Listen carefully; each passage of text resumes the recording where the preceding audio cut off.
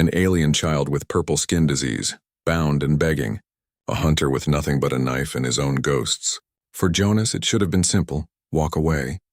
Survival meant not getting involved. But the dead whisper louder than the living. Watch now as his knife changes everything forever. Jonas moved through the ghost of human ambition. The air still carried the metallic scent of failure. Everywhere he looked, the land bore the scars of the terraforming mission that had collapsed 34 years ago. Rusted equipment lay half buried in the red soil. Solar panels were cracked and clouded with alien lichen. A child's boot, curled and brittle with age, poked from beneath a thorn bush. This was what remained of New Beginnings Colony. He remembered the name sometimes. Evans, who sang opera while tending the hydroponics. Martinez, who could fix anything with scavenged parts and stubbornness. He remembered his daughter's laugh echoing through the habitat corridors. But he never let those memories stay long. They were heavy and survival required traveling light. His isolation wasn't an accident. It was armor. Every decision he made was filtered through the memory of that collective failure. Trusting others meant more names to remember, more ghosts to carry. His life was a series of calculated movements. Hunt, purify water, maintain the perimeter of his solitary camp, sleep. The rules were clear. They kept him alive when everyone else had died. Walking away from trouble wasn't cowardice. It was the logical conclusion of decades of evidence. The planet always won. Humanity's technology, its arrogance, its communities, all of it turned to dust and silence. Survival meant not getting involved. It meant seeing a problem and choosing the path of least resistance. The path that kept you breathing for one more rotation. But then he heard the sound. Not the wind, not an animal. A weak, rhythmic scratching. It came from the Dravari slaver camp ahead. Logic told him to turn around. The camp was a plague zone. The air smelled wrong from here, sweet and metallic. His own family had died in a plague. He had held his daughter's burning hand until it went still. That memory was a raw nerve, a thing he never touched. Yet that single sound from the camp bypassed all his calculations. It wasn't a thought. It was a reflex. Hesitation was a luxury for people who had something left to lose. He had nothing but the knife in his hand and the ghosts at his back. The memory of his daughter's final breath made the choice for him. Every survival instinct screamed to retreat, to preserve the one life he had managed to save. But the ghost of the father he used to be couldn't walk away from a child's cry. His grip tightened on the worn handle of his skinning knife. The blade was sharp, practical, meant for cutting meat and sinew. He moved toward the camp, his boots crunching on the gravel. Each step a silent rejection of the life he had built. He was breaking his only rule. The Dravari camp was a graveyard of broken geometry. Tents slumped against each other like exhausted soldiers, their dark hides mottled with violent purple stains. The smell hit him first, a thick, sweet scent like rotting fruit mixed with the sharp tang of corroded metal. This was the smell of advanced decay, a chemical signature he knew meant contamination, not simple death. He counted 3 bodies. They lay where they fell, limbs locked in final, agonized shapes. One figure was curled around the base of a supply crate, fingers clawed deep into the packed dirt. Another was stretched out toward the edge of camp, as if trying to crawl to safety. Their faces were obscured by the same purple blotches that stained the tents, their skin swollen and discolored. No scavengers had touched them. The sickness itself was the predator and it guarded its kill. This wasn't a human plague. This felt like the planet itself fighting back, rejecting the invaders with a new and brutal defense mechanism. Jonas kept his distance. Touching anything here, a tent flap, a discarded tool, a body, could mean his own infection. His mind calculated the risks. Airborne transmission seemed likely, given the smell. He pulled the collar of his tunic up over his nose, a futile barrier. Every instinct told him to retreat, to put as much distance between himself and this death as possible. His rules were clear. Survival meant avoiding threats, not investigating them. Then he heard it again, the sound he'd followed into this nightmare. A weak, rhythmic scraping from the far side of the camp. It was the sound of something small and desperate trying to move. It cut through the silence, through the logic of self-preservation. It was the sound of life, however fragile, in a place that was only supposed to have death. He moved toward it, his boots carefully avoiding the stained ground. He stepped over a fallen spear, its shaft also marked with purple splotches. The sound led him to a heavy supply wagon, its wheels sunk into the soft earth. He rounded the corner and found the source. A child was tied to one of the wagon's massive wheels. Her thin arms were bound behind her back with coarse rope, her head slumped forward. The same terrible purple blotches marked her neck and the side of her face. Her skin was pale with a feverish sheen. One small, four-fingered hand was scraping a stone against the wheel's metal rim, over and over. It was the only movement she could make. She was alive. She had been left here to die, tied up so she couldn't even try to escape the sickness taking her. The Dravari had fled their own plague, abandoning their captive. The choice was no longer an abstract calculation of risk and survival percentages. It was right in front of him. A dying child bound and alone. His knife was already in his hand. His blade was a tool for cutting meat. It was for cleaning game, sharpening steaks, prying open cans of long-spoiled rations. It was not meant for cutting bonds. The child's eyes were wide, the pupils large and dark with fever and fear. They held his gaze, pleading in a silent language he could not understand. She wasn't trying to scream anymore. She was just waiting. Every instinct screamed at him to retreat. The purple blotches on her skin were a clear warning. Touching her, getting that sickly sweet air deep into his lungs, it was a death sentence. His mind, sharpened by decades of solitude, ran the calculations. Even if he didn't get sick, she was a massive liability. She would slow his travel, require his food and water, attract predators with her weakness. Self-preservation had been his only religion for years. Its first commandment was simple: survive. Walking away was the only prayer he knew. He looked at her, small and bound, and saw his daughter. Not a ghost from memory, but a living echo. The same desperate, silent begging in the eyes. The same terrifying vulnerability. The memory was a physical blow. A crack in the armor he had spent a lifetime forging. He had failed to save his own child. He had held her hand and watched the light leave her eyes, powerless. The calculation in his mind shifted. The numbers changed. The risk of disease was no longer a variable. The risk of slowing down was irrelevant. The only thing that mattered was the equation of that single moment. Leaving her here was a certainty, her death and the death of the man he might have been. Saving her was a possibility, her life and a chance to defy the failure that had defined him. It was no longer a choice between logic and emotion. It was a choice between two kinds of death. He chose the one that let him look at his own reflection. He didn't speak. He didn't reassure her. There were no words that would cross the gap between them. He simply moved. He stepped closer into the contaminated air and knelt. The ropes were thick, crude hemp soaked with sweat and grime. He tested the edge of his knife against a single strand. It bit deep. He positioned the blade, angled it away from her fragile wrist. His own breathing was the only sound. He took one last look at her face, at the trust and terror warring in her eyes. Then he brought the knife down in a single, swift, decisive motion. The rope snapped apart with a dry twang. Her arms fell free, the muscles useless after being bound for so long. She made a small gasping sound, a mix of pain and shock. The choice was made. The path of survival, the one he had walked alone for 34 years, was closed behind him. He was no longer just a hunter. The knife in his hand was no longer just a tool. It was a key, and he had just unlocked a door he could never close again. He looked at the child, at the raw marks on her wrists, and knew his life had bifurcated. There was the before, and now there was the after. The moment the ropes fell away, her body went limp. She collapsed forward into him, a small burning weight against his chest. Her skin radiated an unnatural heat through his tunic, a dry furnace that spoke of a body fighting a losing war. He could feel the distinct texture of the purple blotches through the fabric, rough and raised like angry islands on her skin. He had saved her from the ropes, but the sickness still had its claws in her deep. Saving her from bondage might have only meant buying her a slower, more painful death out here in the open.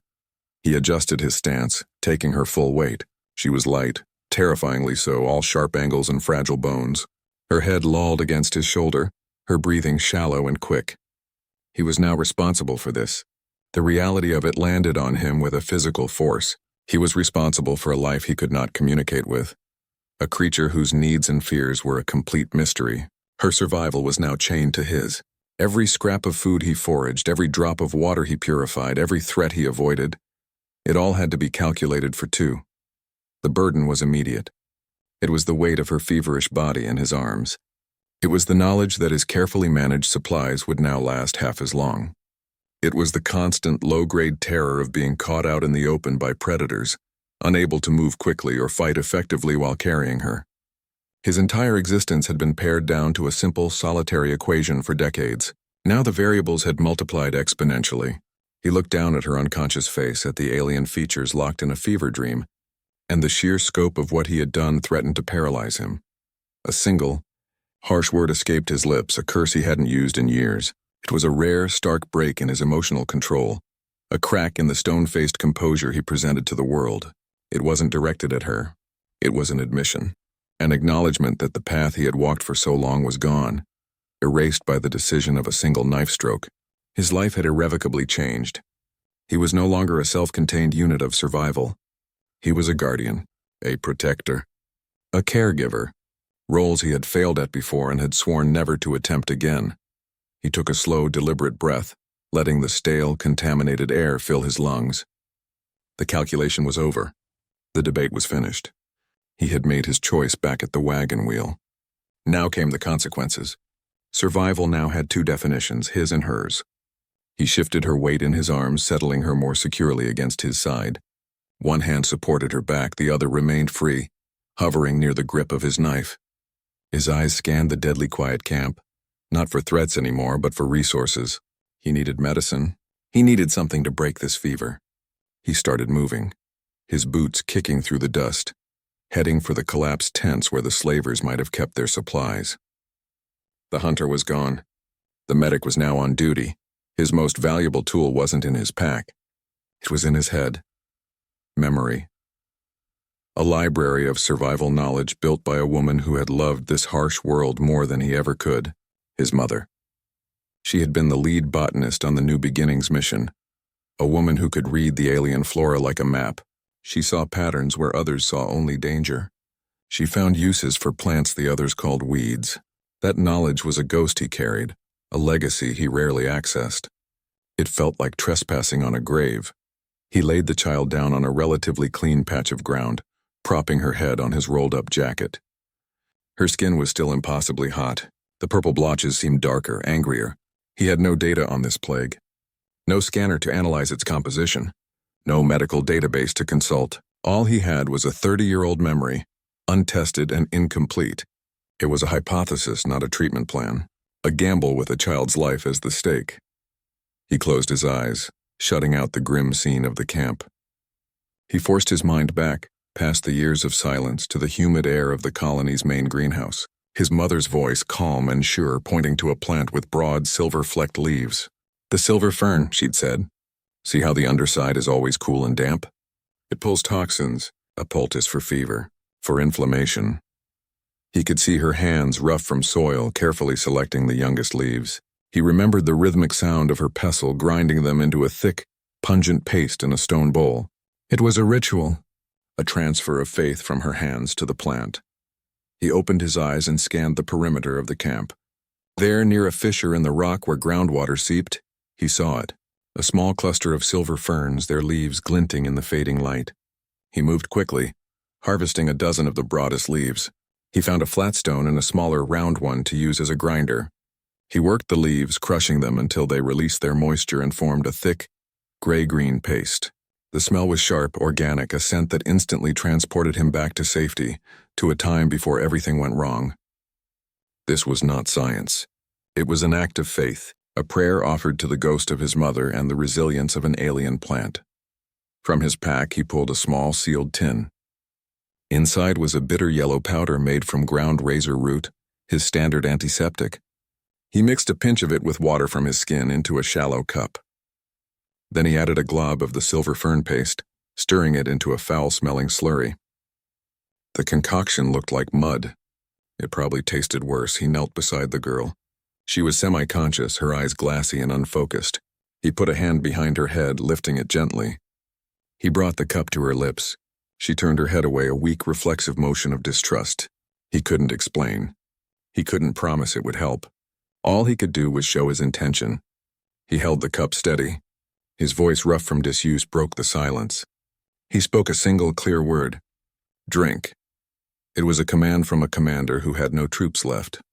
It was a plea from a father who had already lost one child. It was the first brick in a bridge he was building across an impossible gap. Her lips parted slightly. He tipped the cup.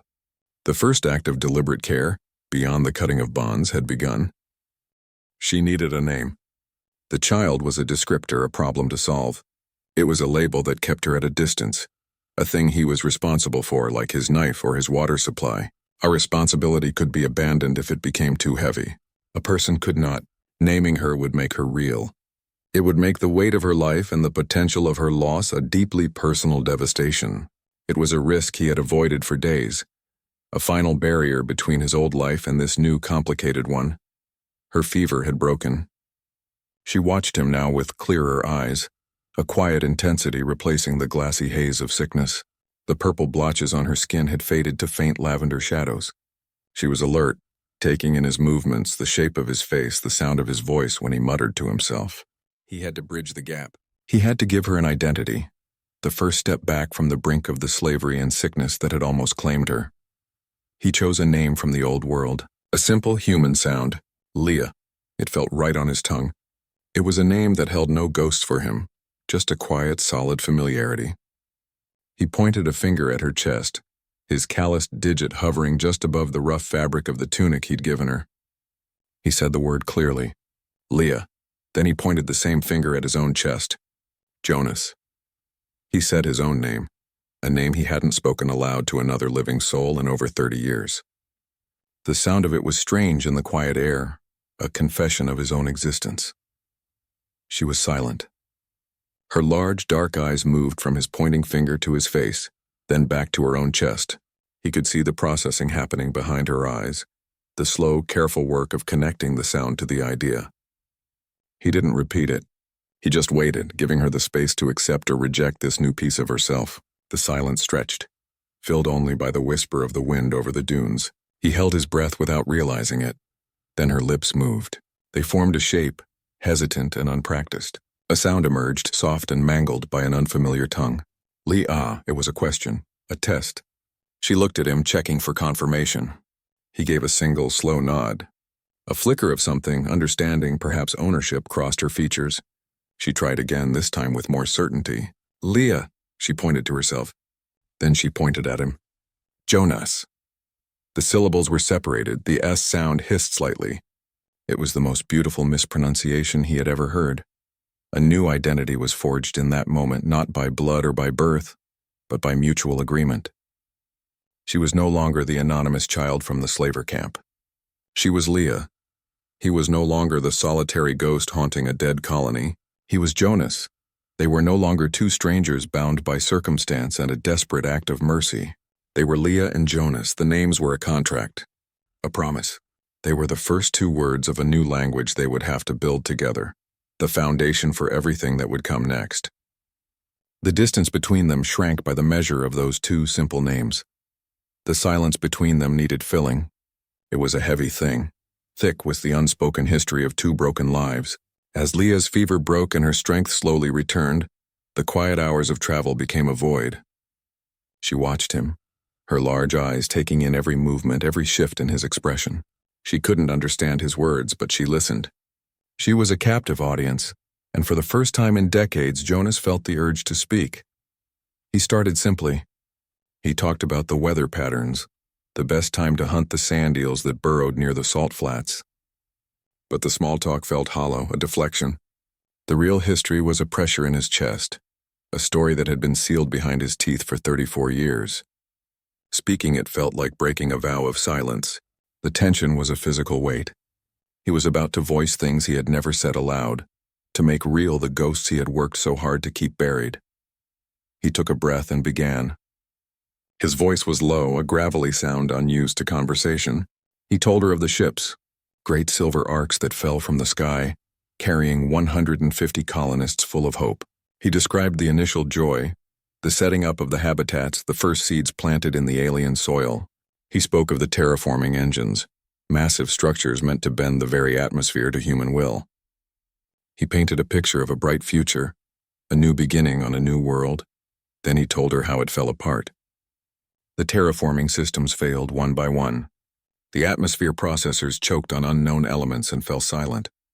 The soil refused earth crops, turning them black and brittle. The planet itself seemed to reject their technology, their very biology. Then came the wasting sickness. a slow, grim disease that the medbays couldn't identify or cure. It crept through the colony, a silent reaper no one could fight. He described watching his neighbors, his friends, his family weaken and fade. He spoke of holding his daughter's small hand as her breath shallowed and stopped. He told her about the final days, the silence that fell over the colony as the last generator died. He was a relic of that failure, the sole survivor, a ghost living among the ghosts of a dead dream. His loneliness wasn't just an absence of people. It was a tangible thing, a presence that walked beside him every day, a constant reminder of all that was lost. He fell silent. The words hung in the air between them, a confession offered to the wind and to the small, silent girl beside him.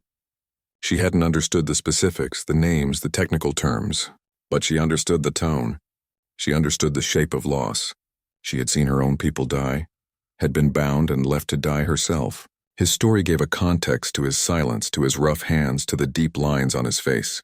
It explained why a man would walk alone in such a harsh place. Sharing his history did something unexpected. It didn't just expose his wounds. It began to build a bridge. His story of a failed colony mirrored her story of capture and abandonment. They were both survivors of cataclysm. Their shared history of loss and struggle, though separate, started to weave together into a single narrative. It was the foundation of a shared story, the first real connection that went deeper than shared danger or a given name. He had given her the key to understanding the ghost she traveled with, and in doing so, he had started to lay his own ghosts to rest. Communication became their next survival tool. It started with the basics. Jonas pointed a calloused finger at his own eye. He said the word short and clear. "I." He watched her, waiting. Her large dark eyes focused on his finger, then on his face. Her lips moved, forming the unfamiliar shape. "I." It was an approximation, a sound filtered through her own vocal structure. He gave a single nod. A bridge, one single word long, had been built between them. He pointed at his ear. "Ear," she repeated it. The process was achingly slow. A foundation laid one painstaking brick at a time. The tension in this new endeavor was a constant, low hum. A miscommunication here wasn't an awkward social moment. It could be fatal. Pointing at the wrong plant when asking for water could mean poison. Misnaming a predator could mean a delayed reaction, a fraction of a second that ended in claws and teeth. He focused on the most practical words first, words for immediate survival. He held up his water skin, said, "Water." He pointed at a distant dust cloud that meant a potential sandstalker, said, "Danger," his voice dropping to a gravelly warning. He demonstrated hide, crouching behind a rock formation. Each lesson was a potential life or death instruction. She learned with a speed that surprised him. Her curiosity drove the lessons as much as his instruction. She would point at his knife, a question in her eyes. "Knife," he would say. She would point at the sky, at a particular constellation visible at dusk. He had no name for it, so he gave her one. "Nighthawk." She absorbed the words, repeating them, filing them away. She taught him in return, pointing to things he didn't know and offering her own terms. Her words were fluid, full of soft vowels and clicking consonants he struggled to replicate.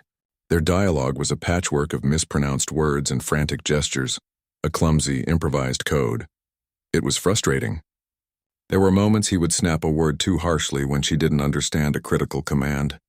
There were times she would lapse into her own language in a moment of fear or excitement, a stream of sounds that were meaningless noise to him, leaving him blind to the threat or opportunity she saw. The process was slow. It was maddening. And it was utterly vital. They were building a bridge across a chasm of species and experience, and every misstep threatened to send them both falling. Over days of travel, their rudimentary system solidified. They developed a small shared vocabulary of nouns and a few crucial verbs. They had gestures for stop, listen, come, and run. It was a pidgin language stripped of all but the most essential grammar, a tool forged in the fire of immediate need. It wasn't for conversation. It was for survival. A way to say water here or predator there or hide now. This shared code did more than facilitate movement. It built trust. Each correctly understood warning, each successful relay of information was a brick in a wall of mutual reliance. Trust wasn't given. It was earned word by painful word, gesture by careful gesture. They were no longer just two individuals traveling together. They were becoming a single unit, learning to think and react as one. The desert had its own kings and its own laws. The sand cat was a pale ghost against the dunes, a massive predator moving on silent padded feet. Its 4 eyes set in a broad skull missed nothing. Scanning the horizon, the heat shimmers, the two small figures trudging through the sand. It was pure predator, a creature of patient hunger and crushing force. It had been tracking them since midday, a patient shadow against the endless gold. Jonas felt its presence before he saw it, a prickle on the back of his neck, a stillness in the air that raised the hairs on his arms. He stopped, one hand going out to still Leah. He didn't need to speak the word danger. She felt it too, her body going rigid, her large eyes scanning the empty landscape with a new fear. He slowly shrugged the bone bow from his shoulder. It was a weapon he'd taken from a dead Dravari slaver back at the camp.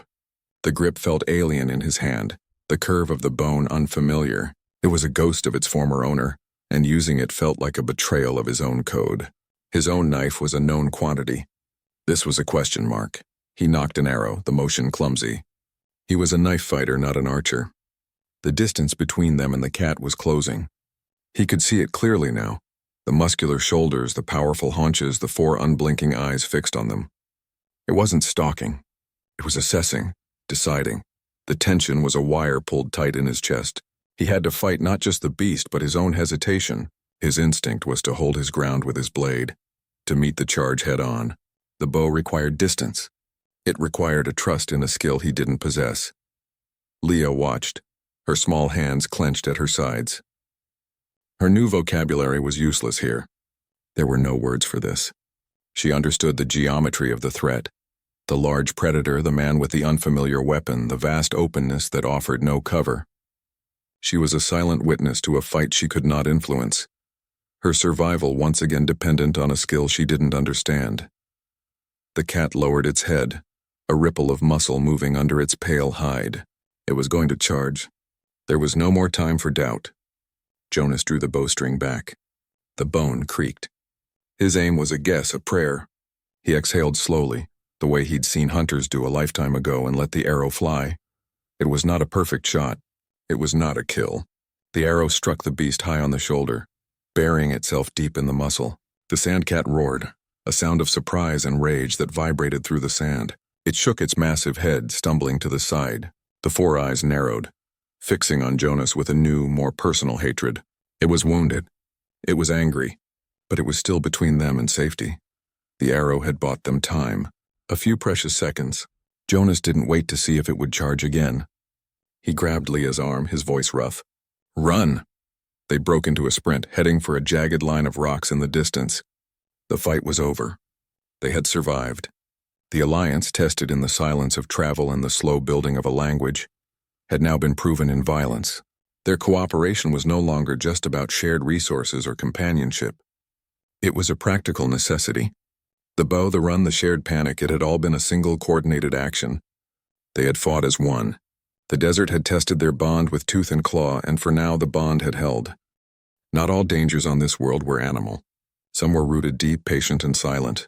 The spirit trees stood in a rough circle, their smooth gray bark offering a promise of shade from the punishing sun. It was a seeming refuge, a place to catch their breath. Jonas noted their strange, windless stillness.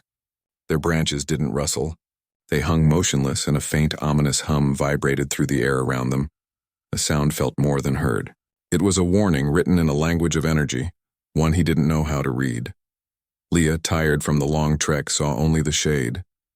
Her curiosity, so vital to their language lessons, now overrode her caution. She reached a small, 4-fingered hand toward the nearest trunk, drawn to the strange, almost metallic texture of the bark. She wanted to touch it, to understand this new thing. Jonas opened his mouth to call a warning, but the sound died in his throat. It happened too fast. A small pod hidden in a crevice of the bark tensed and released. A dart, smaller than a thorn and tipped with a glistening drop of fluid, shot out. It was a precise mechanical motion. The dart embedded itself in the soft skin of her forearm. She yelped, more in surprise than pain, and pulled her hand back. The tiny projectile hung from her arm. Then the effect hit. Her muscles locked instantly. Her legs gave out. She fell to the ground, rigid, her eyes wide with a terror she could not voice. She was awake, aware, but utterly paralyzed. The trees were not flora. They were fauna, a colonial predator that guarded its territory with biological artillery. They were the trap, and the shade was the bait. Jonas understood now. The hum was not a passive sound. It was an active scan, a targeting system. He dropped to his knees beside her, his mind racing. He carefully plucked the dart from her arm. There was no blood, just a tiny pinprick, but the neurotoxin was already in her system, turning her body to stone. He had to move. He knew with a cold certainty that a threat this sophisticated didn't end with a single dart. This was a hunting strategy. The paralyzed prey would lie here until nightfall, or until the tree's real feeding mechanism emerged. He couldn't fight the trees. He couldn't reason with them. His only option was flight. He slung his pack over one shoulder and then, with a grunt of effort, lifted Leah's rigid body. She was a dead weight, impossible to carry comfortably. Her eyes tracked him, pleading silently. He adjusted his grip and began to run, putting as much distance between them and the grove as he could. The world itself was a hunter, and it had just taught them both a brutal lesson. Danger wasn't just what chased you. It was what waited for you. It was the stillness that offered rest, the beautiful thing that begged to be touched. Respect for this planet wasn't given. It was earned through near-fatal mistakes, through moments where a single wrong move could end everything. He ran until his lungs burned, the rigid form of the girl in his arms a constant, terrifying reminder that his education was far from over. They had survived the Sandcat through force. They survived this through retreat. The victory felt hollow, tasted like dust and fear. It was a lesson written in poison, and the cost of learning it was carried in his aching arms. The rock maze was a killing ground of weathered stone and deep shadow. One moment the narrow canyon was silent. The next, 3 cat hunters emerged from behind jagged pillars, their sudden appearance a product of perfect timing and terrain knowledge. They were indigenous, their motives a complete mystery. Were they protecting territory? Hunting for slaves like the Dravari? There was no demand, no warning shout, only silent, lethal intent. They moved through the stone corridors with an ease that spoke of a lifetime in this landscape. Their steps were quiet on the gravel, their lean bodies flowing around obstacles without a glance. Their weapons were curved blades, single-edged and wicked-looking, designed for quick slashing motions in tight spaces. They fanned out, using the natural walls of the canyon to flank Jonas and Leah, cutting off avenues of retreat. They were skilled. They were coordinated. They had turned the maze into a trap they controlled completely. Jonas was outnumbered and outmaneuvered. His knife felt small and inadequate against their specialized blades. He shoved Leah behind him against a rock wall. His eyes darted, calculating the angles of attack, finding none that didn't end with a curved blade in his ribs. There was no room for the bow. This was close quarters work, a brutal efficiency of movement. One of the warriors broke from the group, closing the distance with a predator's grace. The fight began. It was a savage exchange of knife and blade. Metal rang against metal in the confined space, the sound sharp and desperate. Jonas parried a slash aimed at his throat, the impact jarring his arm. He ducked under a second swing, the curved blade whistling past his ear to spark against the stone wall.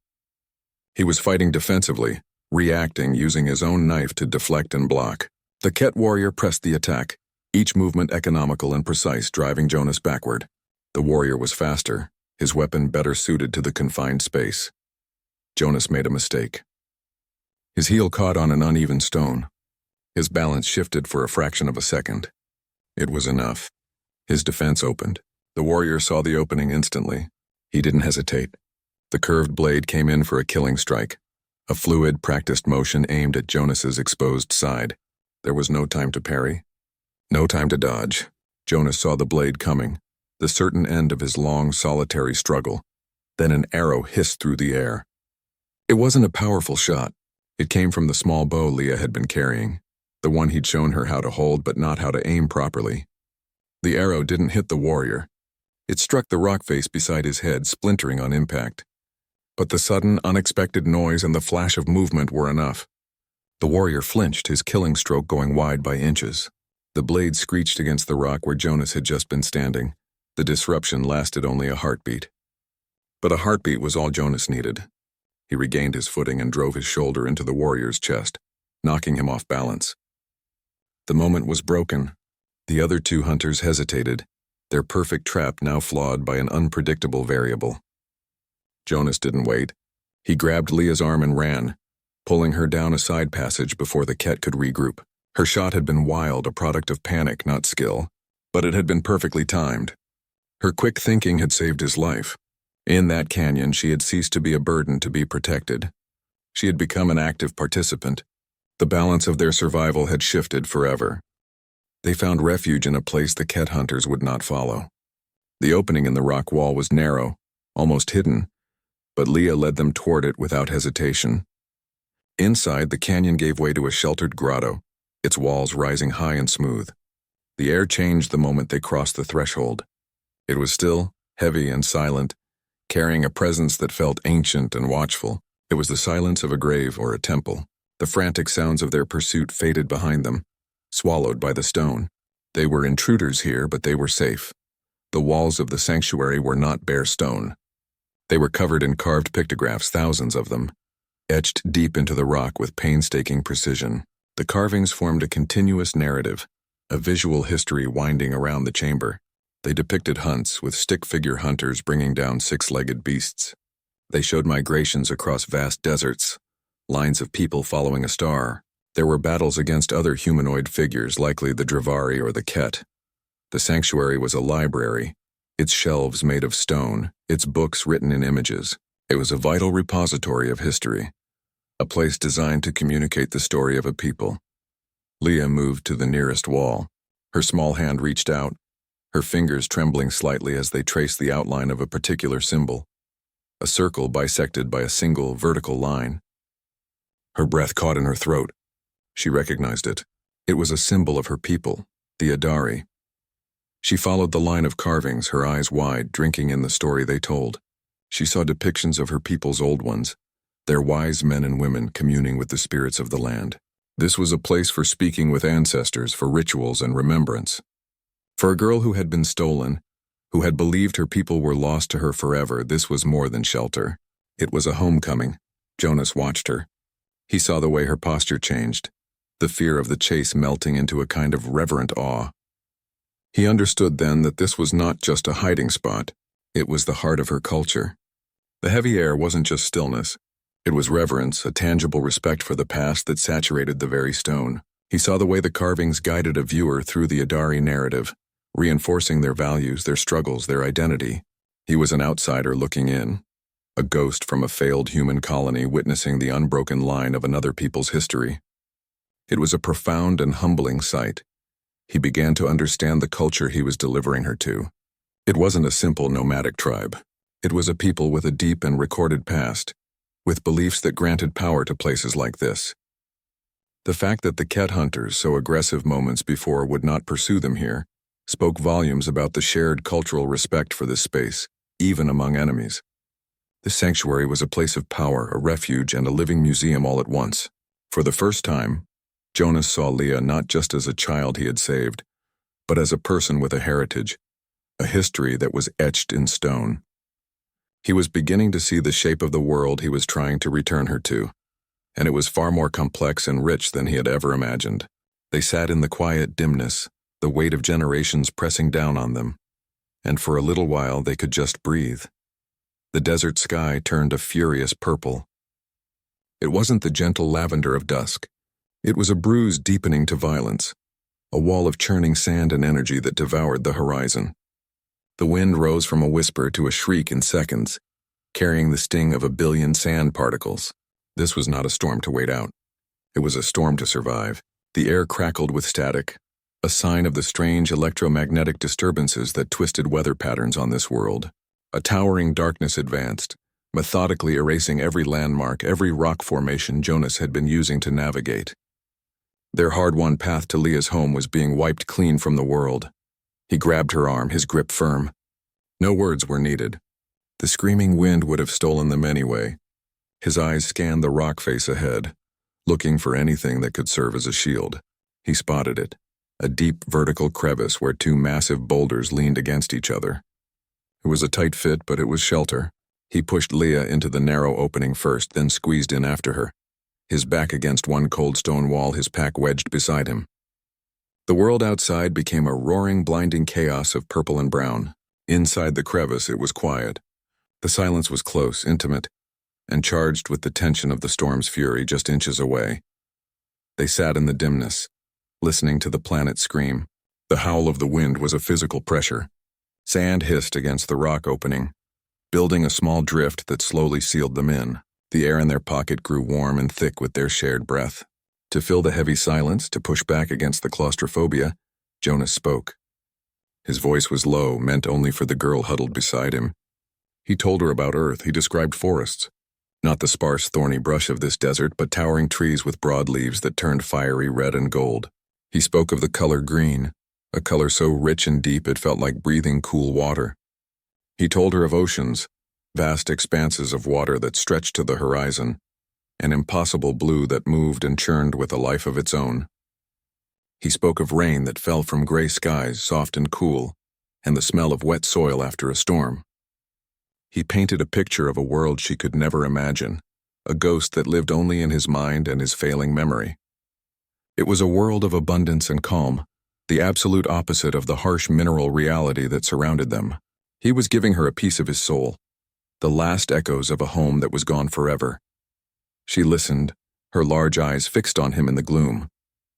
She couldn't understand the words for ocean or forest, but she understood the tone. It was a story of a different kind of world, a place of softness and water. It was a gift offered in the heart of the storm. Hours passed. The wind's scream gradually faded to a moan, then to a sigh. The silence that followed was profound. They pushed their way out of the crevice, brushing the fine dust from their clothes. The world they emerged into was not the one they had left. The storm had reshaped the desert. Dunes had migrated, bearing old paths.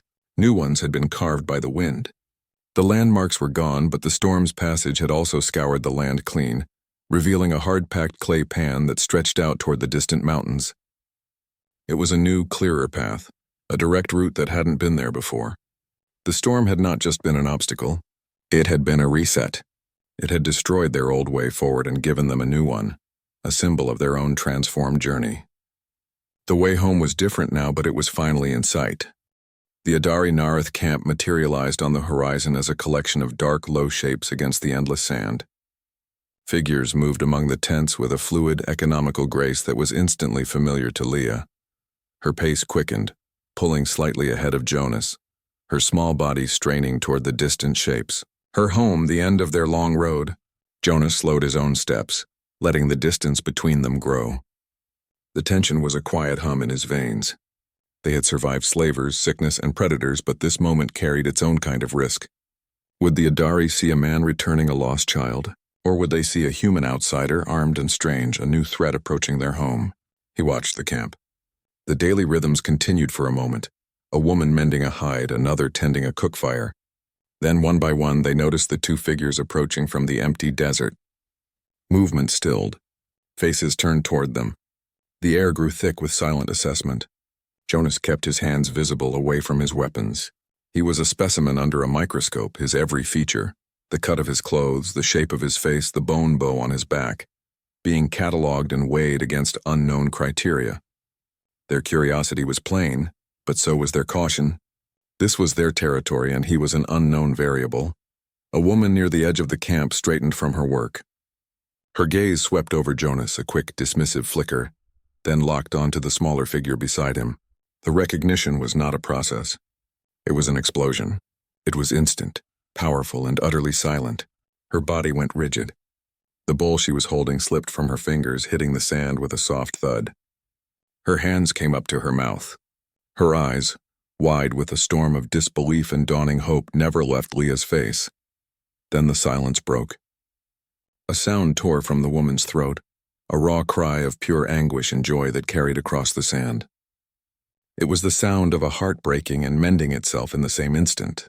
She ran, she didn't walk. She ran with a desperate, frantic speed, her feet kicking up puffs of dust. She covered the distance in seconds and didn't slow down. Her embrace was a force of nature. It enveloped Leah, knocking them both to their knees in the dust. She held the girl, her arms wrapped around her with a ferocious strength, her body shaking with silent, wrenching sobs. She buried her face in Leah's hair, her shoulders heaving. The entire tribe watched. The earlier caution was now mixed with a dawning understanding. This was not an invasion. This was a miracle. They saw the woman, Nurth, holding a child they had long believed dead. They saw the raw, uncontainable emotion, the physical proof of a bond severed and now restored. Their postures softened. The tension bled from the air, replaced by a shared, awe-filled silence. They were witnesses to something profound. Jonas stood apart, the outsider again. He watched Nurth hold her daughter.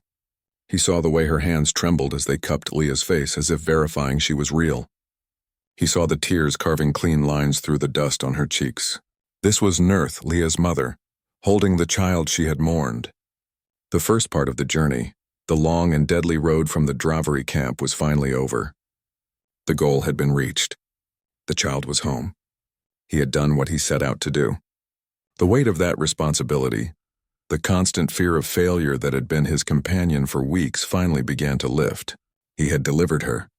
The outcome now rested in the hands of her people. Jonas stood apart. He let the space between him and the reunion grow, a deliberate buffer of sand and silence. He was an outsider again. This was their moment, not his. The Adari studied him. Their dark, intelligent eyes took in everything. The cut of his worn fatigues, the human shape of his face, the heavy bone bow slung across his back, the knife on his belt. Every detail marked him as an anomaly, a potential danger from a world they did not know. Their postures were not hostile, but they were guarded. They were processing his presence through a lens of caution honed by a harsh life. His arrival with their lost child was a miracle, but miracles could be complicated. The tension was a live wire. He was a variable their careful survival calculus had not accounted for. He kept his hands visible, away from his weapons, his own body language a quiet signal of non-aggression. The silent assessment lasted for a long minute. Then Nurth, still holding Leah tightly, turned her gaze toward him. Her eyes, red-rimmed but clear, held his. She spoke to her daughter, her voice low and musical. Leah listened, then turned to Jonas. Her small face was serious, her role as a translator a new and heavy responsibility. She spoke in her broken, earnest version of his language. The words were halting, the grammar a patchwork, but the meaning was unmistakable. "My mother says, you have saved a life." Leah paused, searching for the next words Nurth had given her. "You have become a bridge between worlds." The statement was formal, weighted with a cultural significance he could only partially grasp. This was not a simple thank you. It was an acknowledgement of a profound debt, a recognition of an act that had altered the fabric of two separate existences. The gratitude was deep, ancient, and carried the weight of ritual. An older Adari male, his face a map of deep lines, stepped forward. He held out a carved wooden cup filled with clear water. The gesture was simple, but its meaning was immense. It was an offering, an invitation. Another man gestured toward one of the central fire pits where the flames crackled low and warm. A place was being made for him. The cautious assessment was not over, but a decision had been reached. The initial risk he presented was being weighed against the undeniable truth of the child standing safely with her mother. He was not being welcomed as a human. He was not being welcomed as a curiosity or a diplomat. He was being welcomed as Leah's guardian. The role he had carved for himself on the long road through the desert was the key that unlocked their trust. They were accepting the man who had fought for her, carried her, and taught her words. They were accepting the protector. A specific, defined role was being offered within the structure of their tribe.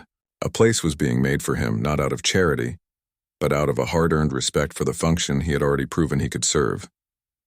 The path from complete outsider to tentative member began with a cup of water and a place by the fire. The offer was clear: stay, hunt for them, lead their defenses, belong. It was spoken through Leah's careful translation, her voice a small bridge between Nurth's formal tones and his own understanding. The words hung in the air, a tangible choice laid at his feet. His old life was a known quantity. It was silent. It was safe behind its walls of solitude. It was empty. He knew its every contour, its every quiet misery. The path of least resistance was to nod, take supplies in payment, and walk back into the desert alone. It was the logical conclusion of a lifetime of evidence that other people meant loss. Accepting their offer meant tearing down those walls. It meant embracing a whole new set of risks, trusting others with his safety, making his survival dependent on their actions. It meant the vulnerability of caring about people who could get sick, make mistakes, or die. It meant the terrifying possibility of failure that wasn't just his own. He looked past the elder who had made the offer, his gaze finding Leah. She was surrounded by her family now, her mother's arm a permanent fixture around her shoulders. She was home, safe. His job was done, but she was looking back at him. Her expression was not one of simple gratitude. It was a silent, fierce plea. Her eyes held his, willing him to understand, to stay. In her face, he didn't see another potential loss. He saw the reason he had broken his most sacred rule. The memory of his solitude suddenly felt like a different life, a story about another man who moved through a dead world without leaving a mark. That man had been a ghost. The man who stood here now had a child's blood on his hands from cutting her bonds. He had shared his water, his food, his memories of a lost world. He had fought beside her. He realized then that the choice wasn't being made in this moment, surrounded by the watching eyes of the Adari. The real choice had been made weeks ago in a plague-ridden slaver camp, when the sound of a scratching stone had overridden 3 decades of survival programming. He had chosen the moment he decided her life was worth more than his rules. He had chosen when he ground the fern paste and forced her to drink. He had chosen when he taught her his name. Every step of their journey had been a ratification of that initial impossible decision. This was merely making it official. It was putting a name to the path he was already walking. He met the elder's patient gaze. He gave a single slow nod, no grand speech, no emotional declaration, just a simple physical affirmation. He accepted. He would stay. He would become their protector, the last living relic of the New Beginnings colony, the sole survivor of human failure on this planet, had just chosen to join a new beginning. He was no longer the last human. He was a member of the Adari.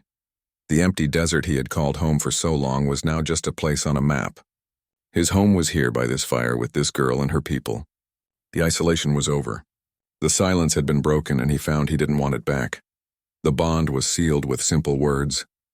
There was no ceremony, no grand speech, just a small girl standing between the man who had saved her and the mother who had given her life.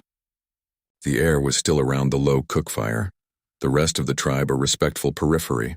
Leah's small hand rose. She pointed a 4-fingered hand at Jonas. Then she turned her hand and pointed at Nirth. Finally, she pointed at her own chest. She looked from one adult face to the other, her own expression solemn with the weight of the declaration she was about to make. She said 2 words, her voice small but clear in the quiet evening. Family now, it was a statement, a fact. She used his language, the words she had learned from him on the long road home. The word family landed on Jonas like a physical blow. It carried a weight he hadn't felt in decades. It was a word from a dead world, a concept he had buried with his daughter.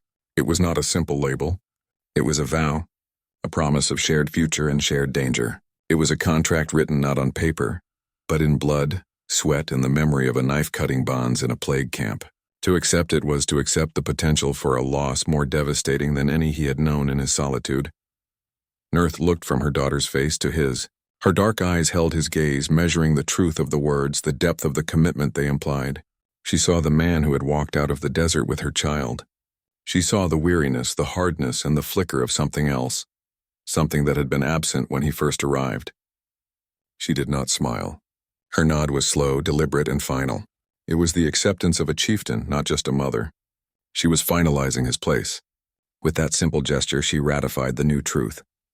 He was no longer a relic of a failed human expedition, a ghost haunting a dead colony. He was a member of the Nirth clan, a guardian. His identity, which for 34 years had been built on isolation and self-reliance, was rewritten.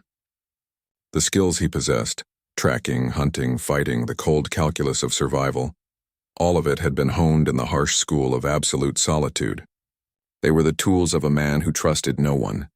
Now those same skills would serve a community. His eyes scanning the horizon would watch over their herds. His knowledge of the land would guide their movements. His knife would defend their people. The very things that had kept him alone would now bind him to others. The journey that had begun with a desperate decision in a slaver camp ended here, by this fire. It ended not with a farewell but with a beginning. The road had delivered him to a destination he never knew he was seeking. He had traded the hollow reality of mere survival for the complicated, terrifying, and vital burden of purpose. He was home. The path of the lone survivor was closed. The path of the guardian was open.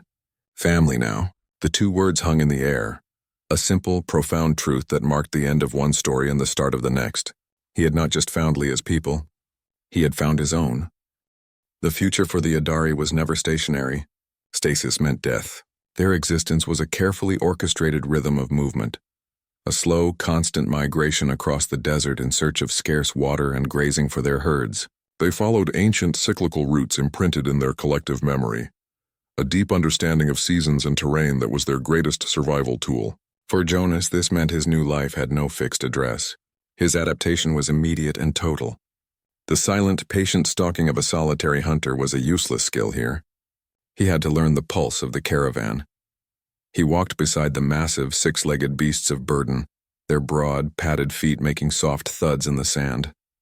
Their height provided a moving wall of shade, their slow, swaying gait setting the pace for the entire tribe. His own steps fell into sync with theirs, a deliberate, ground-eating rhythm meant for distance, not stealth. His eyes, once focused on a single prey animal or a hidden threat, now constantly scanned the entire horizon. He was no longer hunting for one. He was watching for the dust plumes of rival raiders, the subtle ground disturbances that signaled a burrowing predator's nest, the distant shimmer that might mean a diverted water source. His purpose had been recalibrated. He was hunting for them, protecting them. The harsh world had not softened. The sun was just as brutal, the sandstorms just as sudden, predators still stalked from the dunes, but the essential reality of his existence had shifted. He was not facing it alone. The sounds of the caravan were a constant presence around him, the low conversations of the Adari, the creak of leather harnesses, the snorts of the beasts. It was a network of mutual support, a living organism moving as one. His vulnerability was now shared, distributed across the entire tribe. A threat to one was a threat to all, and the response would be collective. Leah walked near him, often just a few paces away. She was learning the duties of her people, helping to tend to the younger children or carry small bundles. Her presence was his anchor, a constant, quiet reminder of the choice he had made. Every time he saw her trace a finger over the faint, fading lavender marks on her arm, he remembered the feverish weight of her in his arms, the desperate gamble of the silver fern paste.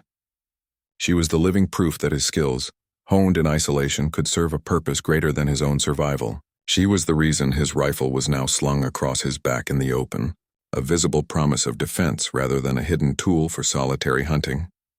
The call went up from the front of the line, a single musical note that carried on the dry air. The day's march was beginning. The caravan began to move, a slow, deliberate uncoiling of life and purpose across the barren landscape. There was no grand fanfare, no speeches. It was simply time to go. Jonas adjusted the strap of his pack, his eyes making one last sweep of the eastern dunes.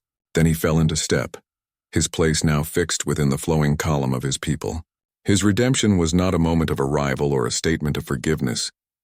It was not found in the silence of a shrine or the end of a journey. It was earned here in the relentless forward motion, in the daily active choice to use his strength for others. It was a thing of action, measured in protected miles and shared burdens written in the dust of the road they all traveled together. The ghost of the failed colony was finally laying his ghosts to rest, step by deliberate step, moving into a future he helped to secure. Jonas was the last of his kind, a ghost from a failed world. His survival was a solitary equation of risk and reward. Then he found the child. The knife that cut her bonds severed his own isolation. He became her guardian, then her protector, and finally a member of her clan. The destination was her home, but the journey remade him. He found that survival is not a solitary state. It is a shared purpose. A man defined by loss found a new definition. One choice redefined everything. Their story isn't over. It's just beginning.